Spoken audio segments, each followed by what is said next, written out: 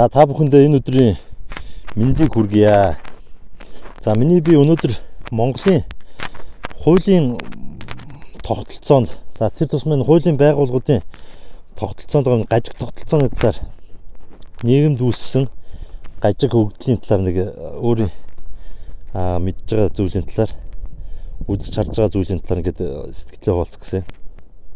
Сүүлүүд ингээ хараад хад их олон хүмүүс хууль шүүхийн байгууллагын ажилчид цагдаа прокурорын нийлсэн одоо цагдаа прокурорын байгууллагуудад нийлсэн юм муу хуулийн байгууллагуудын гутамшиг болсон хүмүүсийн авилгачдын булгаачдын одоо нэг үйл ажиллагааны хохирогчулсан тухайга мэдээлж хэвлэл мэдээлэл ингээ өндрийг хэвлэл мэдээллийн байгууллагууд ханддаг.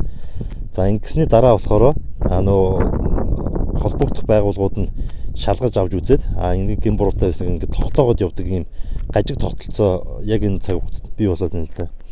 Энийг би яагаад гажиг гэж байгаа юм бэхээр уг нь бол хууль хяналтын байгууллага нь яг л тэр нэг хэрэг одоо гомдол гаргасан ч үгүй юм уу холбогдсон үед нь шалгаад хүний одоо гин бурууг нь тогтоогоод ингээд яг гин бурууг бол цагаатгаад гин буруутай юм бол яг тэр гин бурууд нь таарсан тохирох ял шийтгэл энэ одоо ингээд ногдуулаад ингээд явдаг байх хэвээр.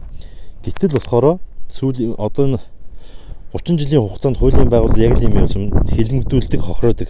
За ингээд энэ хүмүүс нь яагаад ингээд хилмигдээд хохирцсныгаа дараа эд материал, бие сэтгэл санаа амь насаараа хохирцсныгаа дараа ингээд хэвлэлийнхэнд ингээд хандж одоо холбогд байгууллагууд нь ингээд гомдлыг гаргаж өгдөг байвэ. Тэгээд олон нийтэд ингээд ханддаг. Хэрвээ хэрэг маань өөрөө олон нийт мэдээлэлгүйгээр зүгээр хуулийн байгууллаганд дахиад энэ хүмүүс чинь ингэсэн байна гэх юм бол шат шатандаа энэ хууль зөрчсөн албан хаагчдынхаа үйл ажиллагааг ингээд хамгаалаад явдаг юм гажиг тогтолцоо бий болчихсон юм байна.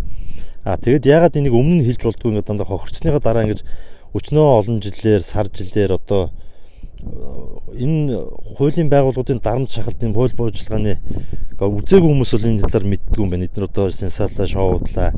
Заавалчгүй ерөнхийлөгч төгдөг нь ямар ч тань хэвлэлийн хурал хийдэг нь ямар ч тань гэдэг. Үнэхээр хуулийн байгууллагуудад хандаа шат шатанд хандаад арга мухардчаараа энэ хүмүүс чинь гараад ингэж ярьдаг юм байна л да. За шалгаж байгаа явцад яагаад ингэж энэ асуудлаа яриад ингэж үнэ хэлээд тогтоолж болдгүй юм бэ гэхээр хэргийг мөрдөн байцаах ажиллагааны нууцтай холбоотой гэдэг энэ талаар бас огт яриулж болдоггүй. Тэгээд 20-т байдаг. Инхээр энэ талаар бас огт ярьж чаддгүй. Ингэж явсараа гүрэлзүүлээл шат шатандаа авилга аваад авилга нөхгүй бол цааш нь хөндрүүлж явуулсараагаар энэ талаар мэдээлэл их юм бол одоо юу гэдгийг тасан зэрэгэл гаргамжиж өөрчлөн эрүүгийн хэрэг одоо хэрэг мөрдөх ажиллагаатай холбоотой нууцыг задлсан гэдэг одоо дарамжиж хаж айлгсаргаж шүүхрөө оруулаад одоо энэ нэг улсын ерөнхий сайд улсын хурлын дарга улсын хурлын гишүүд шүүхийн байгууллагын хүртлээр шүүх цагдаа прокурорын байгууллагын хүртлээр үүсэж байгаа энэ ялзарсан шүүгч ялзарсан прокурорууд ялзарсан мөрдөгчдийнхөө үйл ажиллагаа гэдэг нь одоо юуг мөрөнд бүр хэлэх муу голдохгүй болчихсон ингээд. Энэ болохоор нийт цагдаагийн албан хаагчдыг нийт прокурорын байгууллагын прокуроруудыг нийт улсад байгаа шүүгчдийг хэлж байгаа асуудал биш. Энэ болохоор зүгээр нэг хэсэг бүлгхэн 100 хүн байлаа гэхэд нэг юм хогийн хулгайч явж л идэг юм дотор нь хуулийн байгууллагын гутамшиг зараас юм. Тэгэд энэ юм байна гэдгийг улсынхаа одоо бүх төвшөнд нэг бүгд мэддэг болсон байна. Иргэдч мэддэг боллоо. Тэгэд асар их юм дарамттай, шахалтай одоо холбогдох байгуул миний хувьд гэх юм бол одоо холбогдох байгууллагын хүмүүст одоо удирдах хуулийн салбарын хүмүүст болон улсын хурлын гишүүд улс удирдах байгаа шударгаас ирж байгаа хүмүүст энэ талаар өөртөө тохиолдож байгаа зүйлийн талаар удаа дараа мэдээлж ирсэн.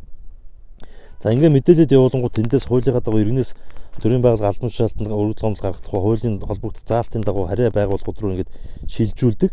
За ингээ шилжүүлэнгууд нь доороос нь бүр хамгийн бага нэгжээс гэж одоо Орхон аймгийн цагдаагийн газартай холбоотой асуудал яриаг гэх юм бол бүр Орхон аймгийн цагдаагийн газраас дээд шатанд бүр хүртлээ шат шатанда худлаа мэдээлэлээр ингээ бие ингээ хангадаг. Тэгээд энэ худлаа мэдээллийг хангаж явсараагаар одоо тэр гомдол гаргасан улс төрийн болон төрийн өндөр албан тушаалтангууд дээр мэдээлэл очдог. Ингээд очихоор худлаа мэдээлэл очдог. Үндэслэлгүй гомдол гаргасан байна. Шалгаа тогтоогдсонгүй. Аль эсвэл одоо юу гэдгийг хуулийн дагуу шалгаж шийдвэрлэлээ гэд харамсалтай тийм юмс огт байдаггүй. За миний жишээнд ирэх юм бол одоо яг л ийм юм бас тохиолдол Орхон аймгийн цагдаагийн газрын хэрэг бүрдэх таск миний хэрэг одоо шалгаж ирсэн. Холбогдсон хэргийг шалгаж ирсэн одоо цагдаагийн хэрэг бүрдэх таскын дарга нь өөрийн хүслээр ажиллаа. Энэ хүмүүс бүгд өгсөн. Яаж өгсөн бэ гэхээр улсын хэмжээнд 6 гомдол гаргацсан байж хаад 6 гомдол гарсан шийдвэрт хариу гараагүй байж хаад шүүх рүү шилжүүлэх саналтай прокурорын байгууллага шилжүүлэн гутаа хэрэг Орхон аймгийн цагдаагийн газрын хэрэг бүртгэх тасгийн 3 мөрдөгч дарга нь нэг зэрэг өөрсдийн үйлчлэлээр одоо энэ хэрхэлжсэн албанчлалаас бүгд гараа авсан байж байгаа. Тэгээ үүн дээр л та бүгд дүнэлт хийгээд үзээрэй. Ийм хэмжээнд оччихсон байдгийг минь хуулийн байгууллага. Тэгээ миний хувьд яг нь одоо амьдралаа уг нь сургууль онлайн сураа дараа практик дээр дадлагждаг байж байгаа. Миний хувьд бол одоо яг энэ эрүүгийн эрх зүй чиглэлээр энэ эрх зүйтэй холбоотой юм яг амьдрал дээр практик дээр одоо ингээд эхлээд онлоос практика үзээвж энэгээр цаашаа онлайн мэдлэг ахиулж сурна. Тэгээд энэ хуулийн байгууллагад дуулсан энэ